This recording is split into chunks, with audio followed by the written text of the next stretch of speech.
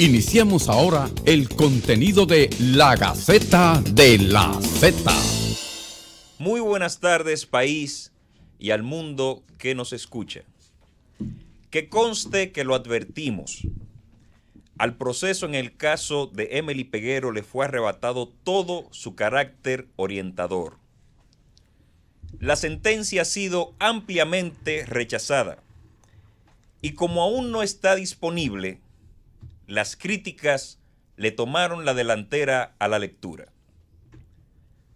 Aunque no es necesario saber algo de derecho penal y contar con toda la información para tener desacuerdos emotivos, esto sí es indispensable para tener disensos lógicos y seleccionar los argumentos adecuados. Por eso les pedimos, queridos oyentes, que retengan 3 conclusiones fundamentales de la decisión. Primero, no hubo asesinato, porque no se demostró la premeditación. Segundo, además del aborto y el homicidio, a Marlon Martínez se le condena por tortura y actos de barbarie. Y tercero, con relación a Marlene Martínez, condenada a 5 años de prisión por ocultamiento de cadáver y sustracción de menor, no fue posible demostrar que facilitó la comisión del aborto o del homicidio antes o durante se llevaban a cabo. Muchos pensarán que condenar a Marlene a 5 años hace de esta una sentencia injusta. Una gran injusticia hubiese sido absolverla cuando los hechos han sido probados, pero una injusticia mayor sería condenarla por hechos que no lo fueron. La Gaceta de la Z. Esta es la Gaceta de la Z, donde la sintonía es legal y legítima. Muy, pero muy buenas tardes, queridos oyentes. República Dominicana, siempre sean ustedes bienvenidos a este su programa, donde todos los temas los analizamos, pero con un sentido social. Hola país, soy Cándido Simón, con el tema del editorial ser lo más parco posible, porque había dicho cuando fui abogado de Marlene que la única retención de responsabilidad penal podría ser por ocultamiento de cadáver, y eso fue esencialmente lo que sucedió. Así es, muy buenas tardes a la comunidad jurídica en sentido general y al pueblo que nos escucha por la Gaceta de la Z. Gracias a don Bienvenido Rodríguez, Ricardo Nieves, por permitirnos llegar a cada uno de ustedes. Fíjense lo siguiente, la sentencia que se ha criticado, como dijo nuestro hermano Harold en el editorial, no permitió ni siquiera que las motivaciones cruzaran y ni siquiera está disponible aún la sentencia. Pero antes de precisar algunos puntos, quiero decir o hablar en primera persona, pero creo que el equipo está en sintonía con lo propio, aunque yo haré las debidas salvedades. Yo tengo 4 niñas, 3 niñas, perdón, y una en el cielo. Son 4. Y creo que conozco a profundidad lo que es el amor por cada uno de esos seres. Y perdí una en un momento determinado y yo sé lo que es ese dolor. Al igual que nuestros compañeros, todos tenemos hijos. Hago el preludio porque el abogado que es objetivo cuando analiza este tipo de cosas o trata de ser objetivo, hace un ejercicio de objetividad, posiblemente la visión populista de muchas personas, incluyendo abogados y de la población, proceden a satanizarte, y no debe ser así. Y yo creo que resultaría imposible para los jueces ir más allá del respeto al principio de legalidad. Y hago un análisis comparado con un hecho bastante importante que ocurrió a nivel mundial exactamente el 22 de julio del año 2011 en Noruega específicamente, donde un terrorista, un empresario de 32 años, hizo explotar una bomba en el distrito, específicamente en la capital de Oslo, en un edificio gubernamental, y murieron 8 personas. Pero no conforme con ello, se trasladó a la isla de Utoya, donde había más de 150 adolescentes, todos vinculados, la mayoría, a personas y a familias importantes de Noruega, y con una metralleta mató más de 69. Oiga lo que le estoy diciendo. Ya se imaginan ustedes, más de 69 familias, casi 80, en total los muertos que ocurrió en esa ocasión. ¿Cuántas familias de ese país con un dolor profundo? Bueno, el país acogió la situación. ¿Qué pasó cuando esta persona fue juzgado bajo un sistema acusatorio con la figura del jurado, que nosotros no tenemos? Y es que por crímenes de terrorismo en Noruega, la pena máxima son 21 años. Y por crímenes de humanidad, que trataba en un momento determinado de encauzarlo, una vez ya se había rendido la sentencia, son 30 años. ¿Qué le quiero decir con eso? Esa voluntad, esa facultad del Estado que llamamos ius punendi, va a depender de la política que va desarrollando el Estado en un momento determinado. Y el Código Penal que tenemos no permite ir más allá de lo que la sentencia estableció. Entonces yo digo lo siguiente. Está tipificado en el Código Penal una sanción para el hecho que provocare la muerte, el ocultamiento de un cadáver de un menor que murió como consecuencia de un aborto practicado por el hijo de una persona. Eso no está tipificado en la ley. Y esa es la realidad que existe. Y una vez nosotros nos encontramos en esa realidad, pues entonces pasamos a lo que es identificar las conductas que podemos subsumir en algún artículo para con ello identificar una sanción penal.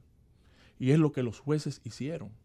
Entonces, ustedes han sido testigos de los debates que se han establecido, y el editorial precisó con bastante profundidad por cuáles hechos se generaron las sanciones.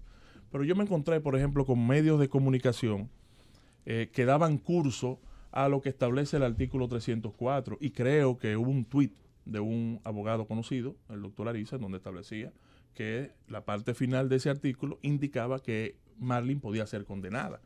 Pero esa parte final del artículo, no sé si podemos leerlo, una forma de dar a la población claridad sobre lo que va aconteciendo, no es real, porque tiene que estar conectado con el homicidio, con la muerte de una persona. Entonces, precisar y seguir identificando lo que fueron las críticas que ha sufrido esta decisión, creo que va a merecer de mucho tiempo, y vamos a continuar en un momentito. Esa es la intención del programa de hoy: instruir y edificar a la población en sentido general. Volvemos después de la pausa. De regreso en la Gaceta de la Z, donde la sintonía es legal y legítima. Decía Francesco Carneluti, dijo alguna vez que lo que hace el juez cuando emite una sentencia es que vincula el pasado al futuro de las personas.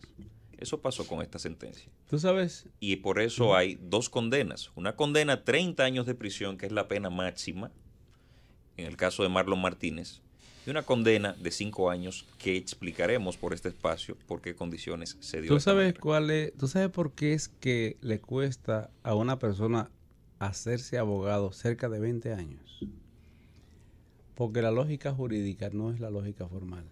Sustancialmente, filosóficamente, la lógica formal de 2 más 2 son 4.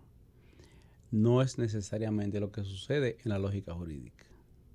Si nosotros consideráramos la situación que sucedió ahí, partiendo de la premisa de lo que fue publicado, habría que concluir de que esa señora fue terrible, de que su hijo hizo algo indebido, fuerte.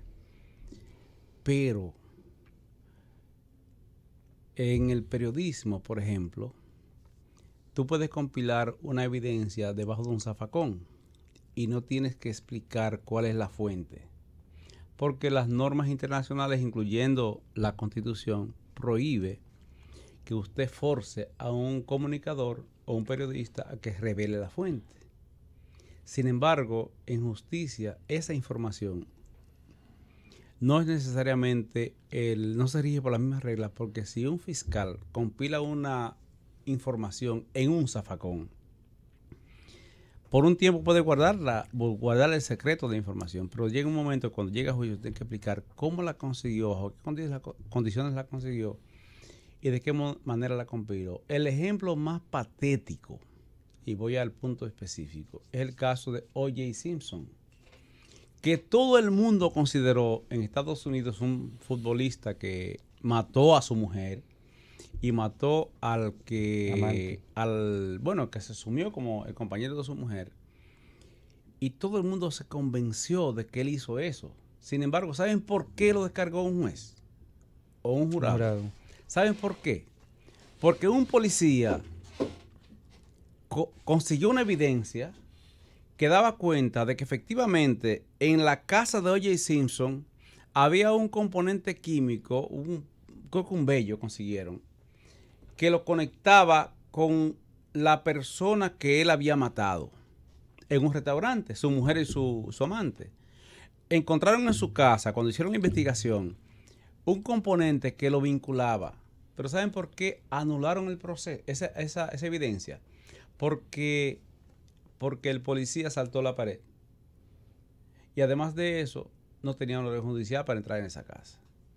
Porque en derecho penal, 2 más 2 no son necesariamente 4.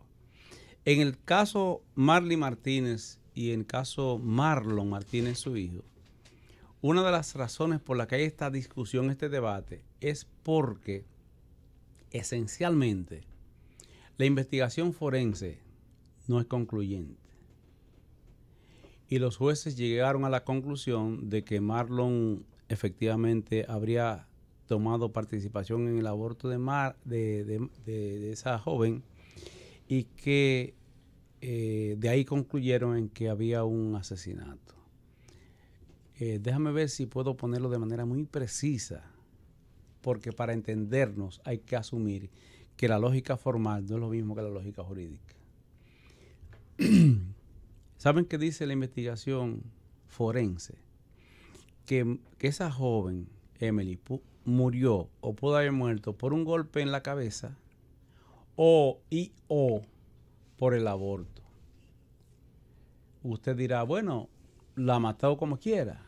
Pero resulta que un homicidio por el golpe en la cabeza no es exactamente lo mismo que una muerte por el aborto, porque claro, jurídicamente, claro que no. Cuando una mujer muere como consecuencia del aborto, eso es aborto agravado. Y la pena máxima en ese tema serían 10 años.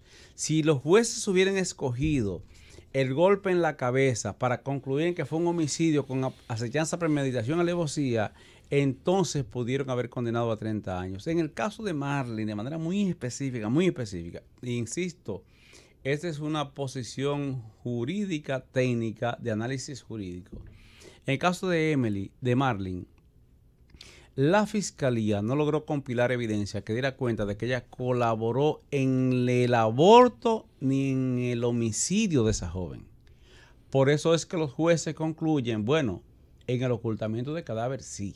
Claro. Y eso ni Marley lo negó, ni lo negó su defensa. Y el boli, Simón Bolívar, que fue un testigo protegido por la fiscalía, que participó en el ocultamiento del cadáver solicitado por Marlon y coparticipó con Marlon. En ese caso, lo que los jueces concluyeron fue, bueno, Marlon es cómplice del ocultamiento del cadáver, pero señores, es que después que acontece un hecho, y este es el gran debate, un homicidio o lo que fuere, después que acontece un hecho criminal, después no existe la complicidad. La complicidad existe antes para la preparación o durante la comisión del crimen o el delito. Claro.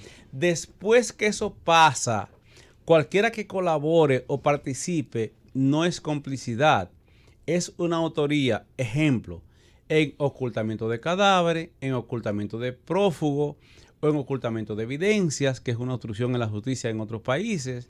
Eso es un tipo penal particular que tiene sanciones particulares, autónomos. Por eso es que los jueces concluyen que si Marlon participó en el ocultamiento del cadáver de Emily Peguero, eso se llama ocultamiento de cadáver, no complicidad. y en ese caso la pena máxima son 2 años. Recuérdate que aparte Pero con una particularidad especial y específica. ¿Tú sabes cuál? Que es que los jueces no pueden poner donde la ley no establece. Eso es lo que no se logra entender en razonamiento lógico. El razonamiento común es que los jueces no pueden poner en materia penal donde la ley no dice.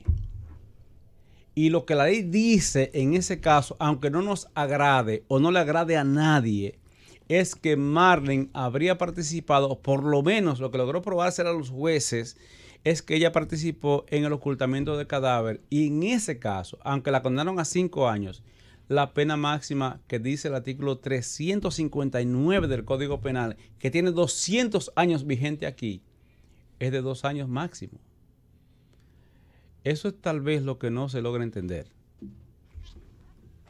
Bueno, mira, yo creo que la opinión que ha emitido Cándido ha sido brillante y no ha sido nueva, te lo he dicho. Desde la vez que defendías la posición de Marlene, habías indicado que esa era el tipo penal que se le pudiera retener. Ahora yo quiero ser más amplio. Yo quiero establecer que la sociedad, al igual que cuando suceden este tipo de situaciones en concreto, no se siente satisfecha nunca con el sistema de respuesta punitiva, y eso es algo normal, interesante, y es fruto de un juego democrático, de que la sociedad pueda exigir más, pero entonces tendrían que abocarse a las reformas de las leyes penales. Por ejemplo, el Código Penal. Por ejemplo, el Código Penal. Nosotros tenemos más de 4 años, más de 5 años insistiendo que ese Código Penal debía de haber sido reformado, debía de haber sido transformado. Inclusive hubo una intención y se aprobó un nuevo código que sí abarcaba formas y autorías de participación. Yo quiero aclarar algo, y es que siempre se ha discutido si estamos en una escuela francesa de elementos constitutivos o si ciertamente podemos hablar de teoría del delito en esa discusión. Y de hecho la discusión se centró en un momento determinado a que no podemos asumir teoría de delito porque esos códigos son franceses. Hubo una sentencia del año 1948, no recuerdo si fue del 1 o del 2 de septiembre, que dijo que con la adecuación de los códigos franceses, cuando existiese algún error de interpretación, debe la casación tomar la hilación de la traducción 1933, de los cocientes con el tema de la tentativa de homicidio. De la tentativa de homicidio. Discúlpame, que dice el código francés que la tentativa de homicidio podrá ser considerada como el crimen mismo, el código dominicano. Y el código francés dice, será considerada como el crimen mismo. Entonces la Suprema Corte de Justicia, lo que se estimó fue que no lo mismo será que podrá. Podrá significa que el juez puede eventualmente decidir si lo acepta o no acepta. Es facultativo. Cuando dice será considerada como el crimen mismo, artículo 2 del Código Penal, es una obligación. Lo que dice es que es obligatorio. Y la interpretación de 2 de septiembre de 1933 es de que cuando haya diferencia entre la traducción del Código Penal dominicano y el Código francés, se interpretará y se aplicará el texto original, que es el francés, que dice será considerado como el crimen mismo. Correcto. Entonces, ¿qué es lo que pasa? Hay otra vertiente, que es que no es necesario que el abordaje de la interpretación del código, eso es doctrinal, y la teoría del delito es doctrinal, y los elementos constitutivos es doctrinal. No hay ninguna parte del Código Penal que establezca que la interpretación será por elementos constitutivos de teoría del delito. Creo que República Dominicana y otros 3 países son los únicos que abordan desde el punto de vista penal todavía los elementos constitutivos. La teoría del delito es mucho más abarcante. Lo segundo es, para terminar, que las decisiones judiciales, usted puede estar en desacuerdo y pueden que cada juez pueda tener una interpretación que difiera. De hecho, Estados Unidos creó en el año 87 lo que se llama el Sentence Commission, porque de la misma interpretación de los textos federales, en un estado un juez le daba una interpretación y en otro estado le daba otra interpretación. Entonces uno condenaba 20 años y otro condenaba 60. Y eso se logró y se ha ido trabajando Y cada vez que existe un delito es obligatorio que usted vaya a consultar la Sentence Commission, eso está en internet, y usted puede ver cómo tratan de unificar las penas por los casos y los precedentes. En República Dominicana no debe de ser ajeno que nosotros podamos tener una diferencia de criterio. Así es. Vamos a seguir discutiendo este y otros temas, pero primero vamos a ir a una pausa y en breve volvemos con más de la Gaceta de la Z. De regreso en la Gaceta de la Z, donde la sintonía es legal y también legítima. Recuerden nuestros oyentes que pueden participar de este debate llamando al 809-732-0101, al 809-200-0101 y desde cualquier parte del mundo al 855-221-0101 a la Gaceta de la Z.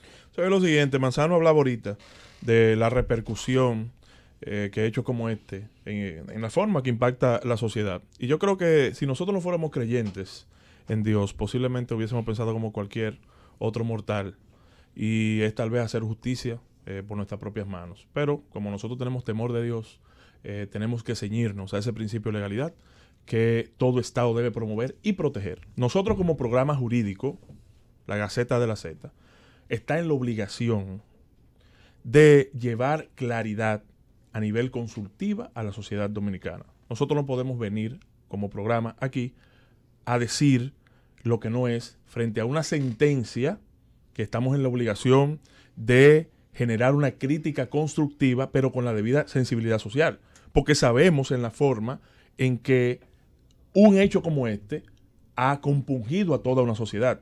Sin embargo, esas conductas, en la forma en que fueron recogidas por la sentencia, que nos obliga a nosotros aquí a debatir y razonar si se hizo de forma correcta o no se hizo de forma correcta. Vamos a recibir una llamada. La Gaceta de la Z, ¿quién y de dónde nos llama? Sí, buenas tardes. Le habla Antonio Romero de Ensanche Luperón. Desde el Ensanche Luperón. Adelante, Antonio. Yo soy de allá de Cenoví, San Francisco de Macorís, y realmente yo entiendo que uno esperaba otra cosa. Ahora bien, con relación a lo que están exponiendo, a mí me parece que entonces en la justicia hay una pequeña confusión, porque por ejemplo el Ministerio Público está apelando que dice que no puede ser. El Procurador General de la República dice lo mismo. En fin, hay una combinación en este aspecto. Entonces uno realmente entiende que sí, que hubo problemas con la sentencia de Marlin, porque Marlin se podría uno creer que ocultaba el cadáver, inclusive ella fue que fue a buscar la niña cuando estaba con su hermana mayor. Es decir, que uno no tiene una explicación. Yo espero que ustedes den claridad con relación a eso. Muchas gracias, Antonio. La Gaceta de la Z, ¿quién y de dónde nos llama? Buenas tardes. Manuel Luciano, Santo Domingo Este. Adelante, Manuel. Lo que ocurre con la sentencia, entiendo yo, que no soy abogado, que hay dos sentencias. Una sentencia moral y una jurídica. La moral es lo que todo el mundo quería que ocurriera, ¿verdad? Pero no ocurrió lo que se quería. Ocurrió la sentencia jurídica, que yo entiendo que se creó un morbo, y es culpa de los abogados, que no le explicaron a la población lo que podía ocurrir. Ahí. Y fue lo que finalmente ocurrió. Muchas gracias, Manuel. La Gaceta de la Z, ¿quién y de dónde nos llama? Buenas tardes. Buenas Le habla tardes. Samuel Valdés de Higüey. Desde Higüey con la Gaceta. Mi opinión es la siguiente. Yo no soy abogado, pero yo creo que el único culpable fue el Ministerio Público. No formuló las pruebas necesarias para que los jueces puedan condenarla. Pero realmente la señora, para mí, es cómplice. Pase buena tarde. Muchas gracias. La Gaceta de la Z, ¿quién y de dónde nos llama? Sí, buenas tardes. José de Santo Domingo Este. Adelante, José. Respecto a Marlin, el de los 30 años, que le hicieron por homicidio, por asesinato, pero si él la iba a tratar de que abortara, quiere decir que no estaba pensando matarla, porque si él había ido a matar, la mata y no intenta el aborto, que sí, que si él intentó el aborto era porque no pensaba matarla, la mató después. Yo creo que a él no le correspondía asesinato, le toque homicidio. Muchas ya gracias. Le dieron como asesinato. Yo quisiera que si el código tuviera formal, que le dieran 100 años. Yo no estoy hablando sentimentalmente, estoy hablando de leyes. Que yo no sé nada de leyes, pero he oído tanto abogados como ustedes de clase que he tenido que aprender sobre la marcha. Gracias y pase buenas tardes. Muchas gracias. La Gaceta de la Z, ¿quién y de dónde nos llama? Sí, lo llamo de aquí a Quitatueño. Adelante. a pesar de la sentencia, le hacemos un llamado al señor Matara de INAPA, que Quitasueño tiene 100 años que no tiene agua. Y él tiene la carta de la Junta de Vecinos y se hace el toldo. De momento le van a hacer, como lo hizo el presidente, a un señor que lo llamó desde allá. Muchas gracias. Muchas gracias. Cándido, tú sabes que hablaste ahorita del testigo de Simón Bolívar, que aunque fue testigo directo de algunas cosas, fue testigo referencial respecto de lo que Marlin en un momento determinado dijo. Es decir, fíjate la doble función de ese testigo, Simón Bolívar. Fue directo con algunas precisiones, pero sin embargo fue referencial a partir de lo que él escuchó de Marlin. ¿Qué pasa? Pero él lo escuchó en el momento que ella le hizo una llamada a Marlon. O sea, entonces, él estuvo ahí. Sí. Bueno, perfecto. Ahí. Perdón, corrijo el error. Directo también. Entonces, ¿qué pasa? ¿Qué resaltaron los medios, la mayoría de los medios de comunicación? Porque los medios de comunicación tienen la obligación de presentar la información veraz, pero no información editada. Sí. ¿Qué precisaron la mayoría de los medios de comunicación? Que tú lo buscas y lo vas a encontrar. Él refiere de que Marlin le dijo a su hijo, si tú fuiste hombre para embarazarla, tú tienes que ser hombre para resolver ese problema, porque yo solamente te voy a dar pamper y leche, o yo solamente voy a comprar pamper y leche. ¿Qué salió en los medios de comunicación? Si tú fuiste hombre para embarazarla, tú tienes que ser hombre para resolver ese problema. Punto. Sí. Entonces, espérate. Sí. Sobre esa pretensión, el Ministerio Público basó prácticamente todo su alegato de cierre. Sobre esa pretensión, sin embargo, la verdad era la oración completa. Sin embargo, los medios de comunicación, una gran parte, por lo menos de los digitales, no lo trató en esa forma. Pero hay un tema, mira, hay que aclararle a la gente. Cuando tú estudias los elementos de complicidad desde el punto de vista científico, hay algo que se llama la supresión hipotética. Y ahí tú te das cuenta cuando una persona actúa cerca de la comisión del ilícito o actúa más o menos lejos. Un autor y un coautor actúan juntos y se benefician juntos, van juntos a la comisión de la infracción. Sí. El cómplice o la acción, ¿verdad? Lo que hace es que ayuda. Pero si tú quitas la actoría del cómplice, el delito se cae. Por eso, cuando usted entra o saca a Marlin, el delito con relación a Marlon todavía se mantiene. Entonces ella, si hubiese cooperado como cómplice y tú sacas la participación de ella o sacas la instrumentación de hecho, el delito no puede ser probado porque el delito es un hecho. Claro. Entonces, eso no le hace una supresión hipotética, se mantiene, pues ese es lo que es un cómplice. El coautor, el hecho no puede mantenerse sin la principalidad del otro. Hay otro tema que ya no es lo jurídico, sino el comportamiento científico, es decir, la criminología con el comportamiento de Marlon. En las declaraciones de Simón Bolívar, que es el Boli, él dice que cuando iban al otro día a buscar el cadáver, él iba poniendo música, iba relajado y él establecía que él no podía creer que ese joven había cometido un hecho. Es decir, su comportamiento era de lo que se puede categorizar como un sociópata, sí, que es dentro del índice de criminalidad el grado más alto, que es la insensibilidad por una muerte o por un hecho ocurrido. Ese joven tenía 19 años y no hay ningún informe de evaluación. No es lo mismo que a ti te digan, resuelve ese problema a Gustavo, que resuelve ese problema a Gustavo con 19 años y con una conducta diferente. Sí, entonces hubo que tener un informe científico, porque la tesis de la instigación no debe de ser descartada. Si aquí hubiese en el Código Penal, como sí lo hay en el Código Penal nuevo, está la instigación o el autor mediato, que es el autor que se vale de otro para no cometerlo él mismo de manera material. Pero eso no existe. Aquí tenemos un derecho penal de autor. Corrígeme, se castiga severamente a quien lo hace y el que lo planifica, que es el autor intelectual, es un cómplice, porque eso dice el 69. Sí, pero esa teoría de la instigación no toca a un sujeto como Marley. Ella culminó con una oración. Lo que pasa es que no tenemos un informe científico capaz de anular la voluntad de él, de que él, recibiendo esa información, pudiera actuar libre o no. Ahora bien, de lo que yo puedo entender, todavía en un informe psicológico, ella le dice eso y a él no le hubiese influido, porque lo que se ve en el comportamiento en el que él se crió, que la mamá lo que le decía, él hacía lo que le daba la gana, no preñó una muchacha, no se iba de la casa, no tomó un carro, no agarró y metió a esa muchacha en un aborto, no agarró y la subió. Es decir, que aún lo que le dijera a la mamá no lo hubiese hecho, aún cuando lo hubiese dicho de manera ¿Tú sabes directa. cuál es el punto? Precisamente ese. Oye este detalle. Y lo digo en primera persona con la modestia de vida porque yo fui abogado de ellos o de ella y renuncié después. Coordinaste toda esa estrategia pasa? que ¿Qué dio pasa? resultado hoy. ¿Qué pasa? No, te pregunto. ¿Qué pasa? Mira, el punto es, o sea, puedo hablar en primera persona con la modestia de vida. Tú sabes que la parte nodal de ese proceso es que no hicieron una investigación científica. Es que no la evaluaron a ella científicamente. Y el querellante es fue... que no hubo una evaluación psiquiátrica y psicológica de él. No, y la parte Óyeme querellante, este perdón, dato, Cándido, fue un tanto pasiva porque no hubo es acusación que, adicional. Sí hubo una acusación adicional, pero se la anularon. El punto es porque la Se declaró inadmisible. se la presentaron fuera de plazo. No hubo. El punto es el siguiente, que no hubo una evaluación psicológica ni un espectro de evaluación del escenario.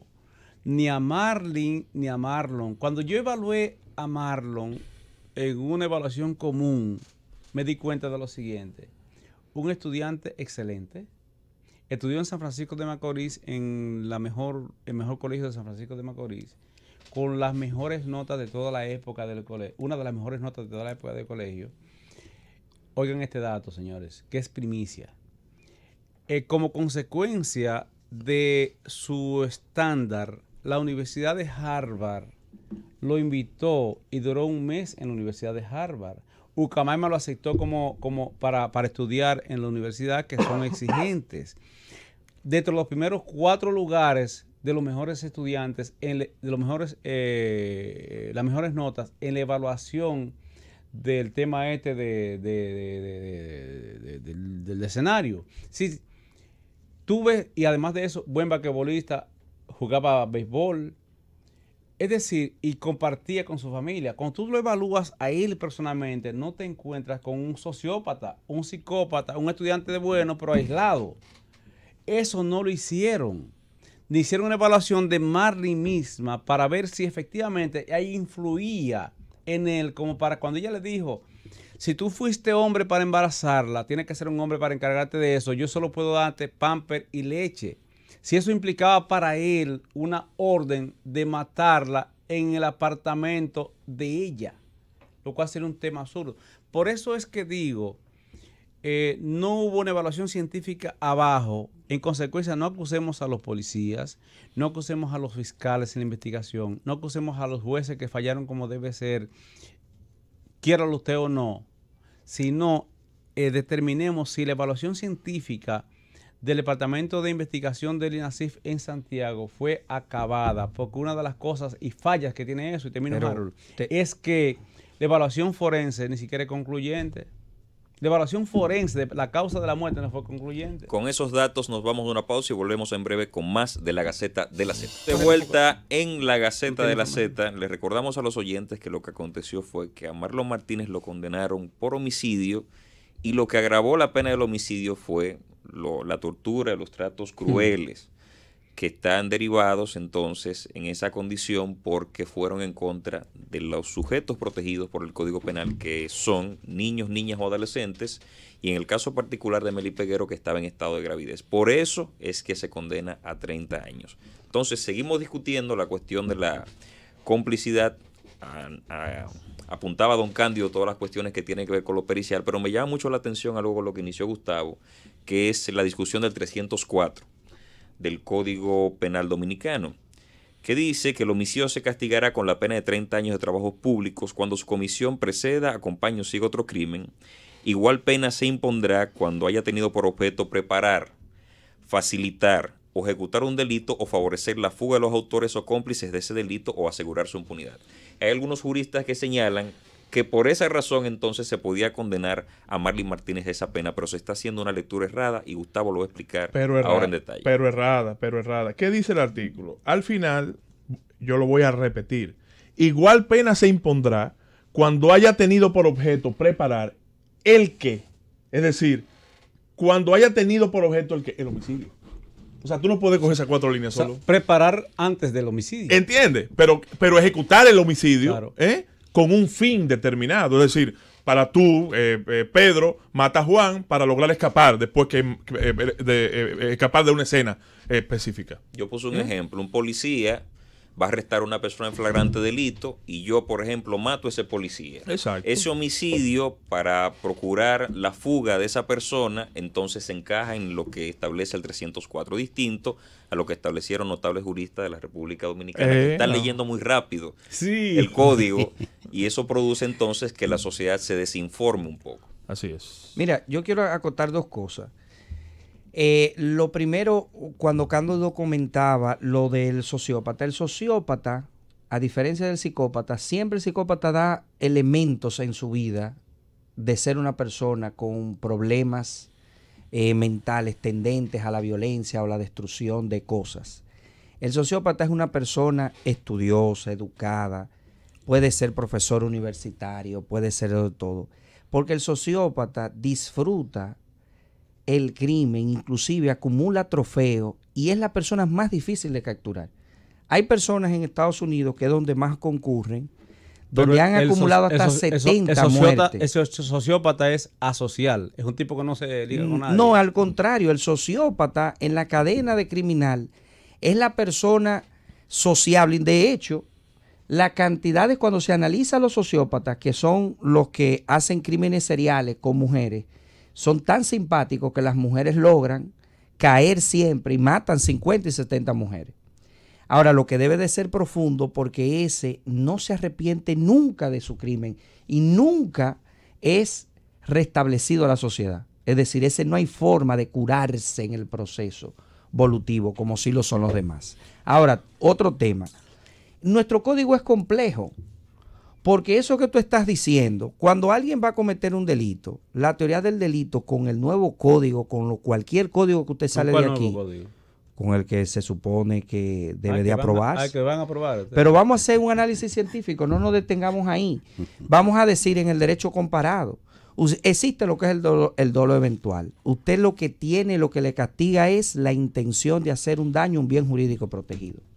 Usted tiene la intención. Ahora, cuando usted va a cometer Perdón, Manzano, para que la población entienda que el bien jurídico protegido en este caso es la vida. Es la vida. Por ejemplo, usted quiere matar a Juan Pérez y pone una bomba y Juan Pérez no iba ahí, sino que también iba Cándido, yo y nosotros 4.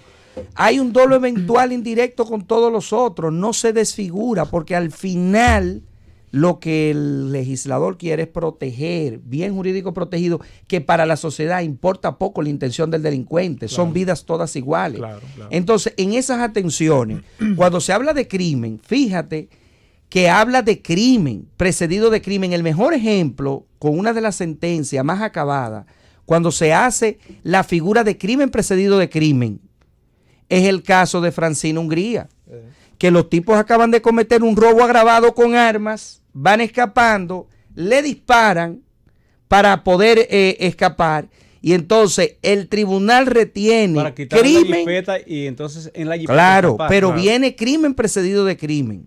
Es un análisis esencial. Hay una segunda jurisprudencia que dice, oye esto, que eso lo hemos discutido yo y Cándido y cualquiera de nosotros en todos los tribunales, cuando hay asociación de malhechores. La asociación de malhechores es un delito autónomo, pero es una circunstancia agravante de carácter abstracta. Voy a explicarlo dos rápido. Cuando la asociación de malhechores, hubo una jurisprudencia ahora del 2014, la sala reunida, que dijo que debe de ser un crimen. Es decir, no pueden ser delitos. Cuando usted agarra y se junta para falsificar documentos, eso no puede constituir abuso de asociación de malhechores, aunque lo cometan 4, porque tienen que estar encaminados a cometer un crimen, porque sigue la clasificación de crímenes y delitos.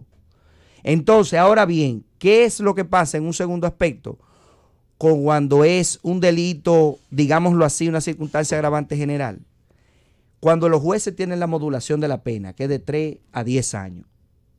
Pero hay cosas que te la agravan, que el código dice, si es asesinato y tiene prevaricación son 30 años. No te deja, el juez no puede modular pena, nada más puede, ni puede aceptar circunstancias atenuantes cuando hay agravante. Ahora, cuando tú tienes de 3 a 10 años o de 5 a 10, el juez tiene la modulación. Pero cuando ha actuado en circunstancias como esa, hay una agravante abstracta. De hecho, el mejor análisis de eso se hace que en el Código Penal español las circunstancias agravantes son generales para todos los delitos. Aquí no. Aquí cada circunstancia, por eso la premeditación solamente tú la puedes conectar con el homicidio. Sí.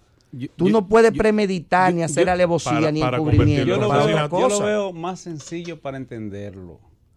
Lo veo más sencillo para entenderlo.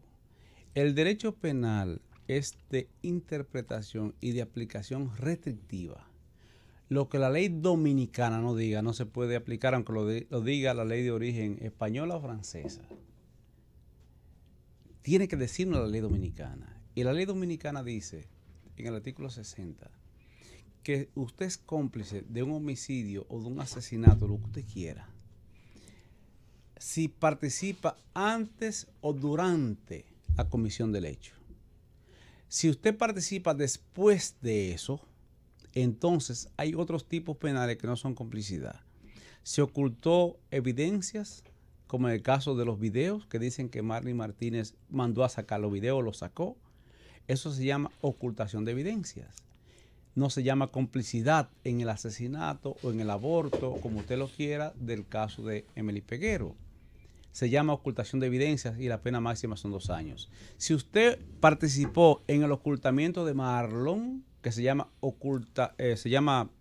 colaboración en ocultamiento de prófugos, es ocultamiento de prófugos. Escúchame, 248 del Código Penal. Y las madres están exentas de responsabilidad penal.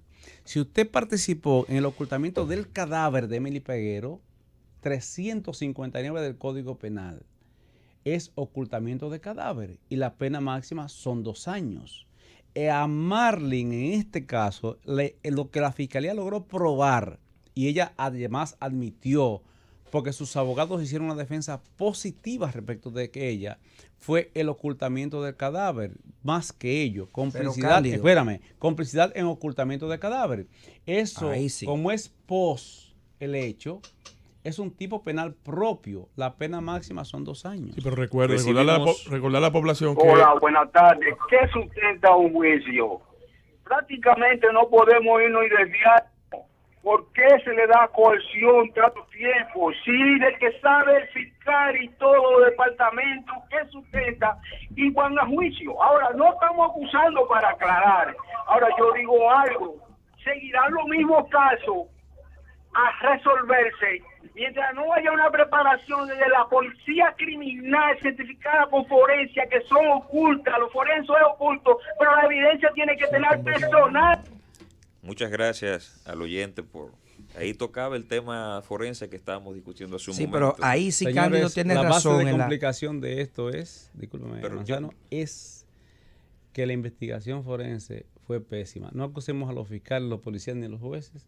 Es que la base de sustentación fue terrible. Recibimos otra llamada. La Gaceta de la Z, ¿quién y de dónde nos llaman? Buenas tardes, de aquí de la provincia. Adelante. A lo que yo veo es tanto lo que defienden el que la señora no es culpable, que cuando viene a haber que pagarle, pues está presa. La realidad es que hay un muerto. Y todo el peso de la ley debe de caer a aquel que origina o conoce la muerte de alguien. En este caso ella lo sabía porque ella era partícipe del aborto. Muchas gracias por su intervención. Bueno, hay diversas opiniones. No, lo que pasa es, hay que orientar, dame un momento, hay que orientar a la población en lo siguiente, sí, claro. Y hay que ser muy enfático, porque Cándido lo dijo al inicio. Una cosa, la responsabilidad penal es de cómo usted responde frente al Estado por aquello que usted hizo. Y aquello que usted hizo tiene que pasar un tamiz de un juicio, que es lo que se puede probar. Eso le garantiza que si usted o yo, cualquiera, mañana, estamos frente o envueltos en algún crimen que no es ajeno, nadie en este país y en el mundo, reciba la garantía de ser juzgado en proporción a lo que un Estado que dedica 4.000 millones de pesos por parte de la Procuraduría y 3.000 millones de pesos por parte del presupuesto del Poder Judicial para que a usted lo encaucen. Y un juicio tiene que salir por 1.7 millones de pesos. Cada juicio para cada persona. Entonces, si se gasta ese dinero, tiene que hacerse con la seriedad. Nosotros reprochamos en calidad de ciudadano que un hecho atroz así suceda, pero como juristas tenemos que explicar que esos jueces tuvieron la gallardía de dar una sentencia con lo que ellos entendían que jurídicamente era procedente. Inclusive, yo retengo la última parte de Cándido. No, y que lo hicieron en términos estrictos, Marlin debió de haber sido, óyeme bien, cómplice del encubrimiento, porque en las declaraciones de Simón, ella no tocó el cuerpo, no lo montó, no lo llevó y no le hizo nada. Ella dio conforme al 60 las instrucciones de cómo se hace.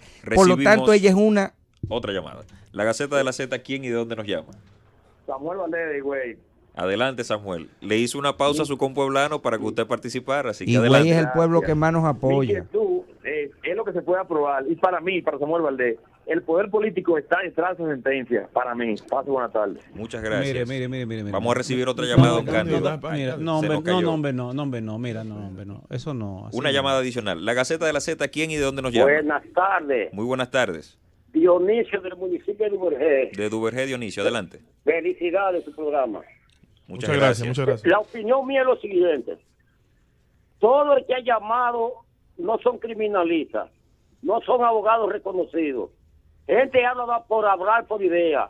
El código nuevo, el código viejo, usted tiene que hacer un programa con abogados, con especialistas, abogados criminalistas sobre el aspecto para que nos cursan a nosotros, porque aquí todo el mundo habla que asuntos políticos, habla un cónclave de abogados reconocidos y así nosotros podemos aprender mejor. Todo el mundo opina sobre cualquiera. Eso no es así, mis hermanos, y escúcheme. Muchas gracias, estimado. Bueno. Pero mira, con el tema político, no, hombre, no. Mire, porque han dicho de todo.